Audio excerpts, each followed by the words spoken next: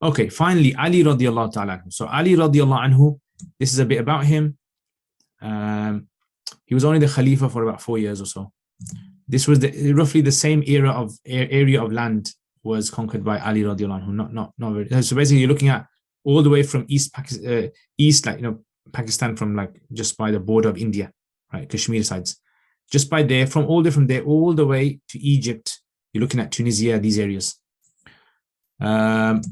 Okay, transfer of the capital to Kufa. Now, this was one of the most impacting things, I would say, on many of the madhabs, like especially the Hanafi madhab, because Uthman was actually murdered.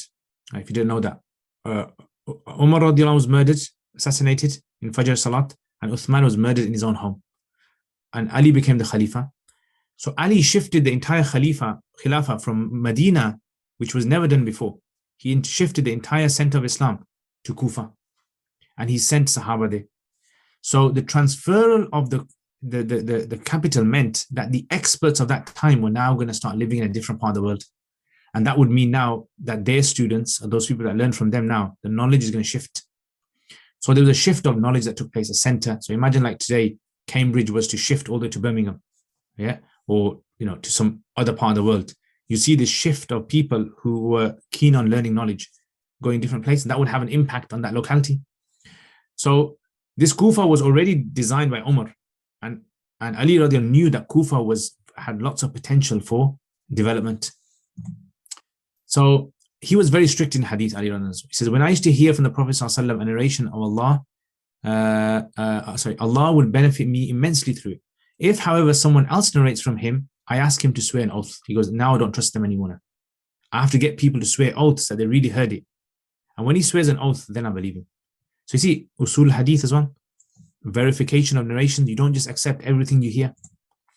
So causes of differences of opinions in this era. Number one is caution in accepting narrations. A lot of people began to now add lies now into Islam for whatever reason, right? And you can learn more about this in usul hadith. So lots of liars came about. So cautious, you got to be more cautious now. And because there was there were amongst the Muslims, there were people who hated Muslims. And we saw this in the killing of Uthman. Uthman was killed by Muslims themselves, Khawarij. Yeah, they killed him. And so he realized that there were people inside of the Muslims who actually were enemies of Muslims. And then there's potential that they could fabricate narrations. Narrations not having reached everywhere. Right? So you also had the problem that narrations had not reached everywhere because there was not a systematic way of preserving the Sunnah. And understanding of narrations and verses differed, like we said in the time of Abu Bakr. Okay, this is a case now, okay? I've got two cases. The case of the absconded husband. Let's say there's a woman, call her Zainab. Zainab's husband has gone on some business trip somewhere and he's got lost now. Years have gone by, he hasn't returned, no calls, nothing. What's going to happen? Umar radiallahu anhu, now there was no precedence of this in the time of the Prophet ﷺ. So Umar radiallahu anhu, he said, this was in his time, yeah? His position was that she should be given 4 years. If he does not respond in 4 years, she legally is allowed to marry another man. Yeah? So he came out with this number 4 years as a sensible number. Ali radiallahu anhu said, no, she may not marry forever. So his position was very strict. He said, maybe the husband will turn up after 20 years. Who knows? So his position was strict on this. A man marrying a woman in the idda period. Yeah, so a ruling of a man marrying a woman in the period of waiting. So when a man and a woman get divorced, this waiting period. So is a woman allowed to marry another man in this waiting period? So she's not allowed to. The Quran says she's not allowed to. So what if a man does marry a woman in this period? So let's say she got divorced on the 1st of January and her period was supposed to end in the end of March. But in February, she marries another man. What's going to happen? So Umar radiallahu anhu, his position was she should be separated from that new husband forever, right? Because they've committed a grave sin by disobeying the Quran. They should be separated.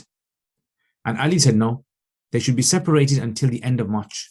Now they can officially marry. So again, see, differences amongst Sahaba were starting to appear now and how to approach these masail. Okay, the punishment of drinking is an interesting one. And this is one of the last things I'm going to be mentioning. So the punishment for drinking, Ali radiallahu ta'ala anhu, In the time of Umar radiallahu anhu, some people were still drinking alcohol, right? And Umar radiallahu anhu, he said, look, what should I do?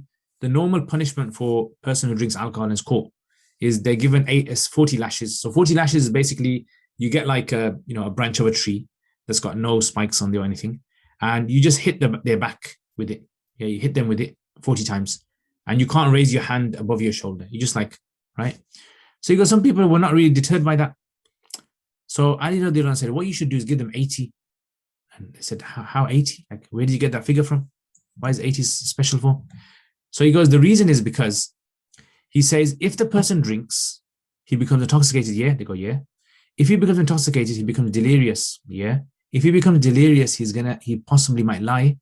And the ruling for someone who lies, slanders someone, accuses someone of fornication is 80 lashes anyway in the Quran. So all we're doing is we're using analogy to shift from 40 to 80.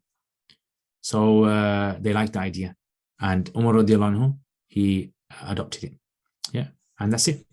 So that's the end of that's basically the end of the slides. And all I wanted to show in this one was that how fiqh was starting to shape now as the time goes by. There was this sort of like factors that people don't realize, invisible things that were happening behind the scenes that were now paving the way for fiqh to now have some sort of a shape that we can see. And inshallah, in the next part, what I'm going to be explaining more is I'm going to be focusing more on the era of the tabi'in. And the era of the tabi'in is I'm going to show how now fiqh was starting to take more shape and became more organized, and they were starting to make it more systematic, inshallah. So I hope you guys benefit from this.